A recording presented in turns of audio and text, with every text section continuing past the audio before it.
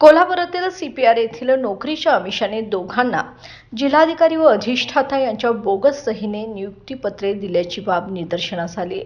अशा प्रकारची कोणतीही नियुक्तीपत्रे दिलेली नाहीत. जिल्ह्यातील नागरिकांनी असे आमिष दाखवून फसवणूक करणाऱ्यांपासून सावध राहावे. असे काही निदर्शनास आल्यास जिल्हा प्रशासनाशी किंवा पोलीस यंत्रणेशी संपर्क साधून तक्रार नोंद करावी, असे आवाहन जिल्हाधिकारी अमोल येडगे यांना केले आहे. तर गुणांकानुसार निवड यादी प्रसिद्ध करून उमेदवारास विहित पद्धतीचा अवलंब करून रिक्त पदावर रीतसर नियुक्ती देण्यात येते, असे जिल्हा प्रशासनाने कळवले आहे.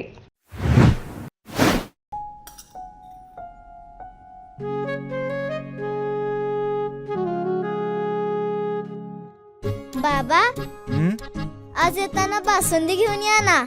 अगं, कालच आपण आईचा वाढदिवस होता म्हणून आणली होती ना.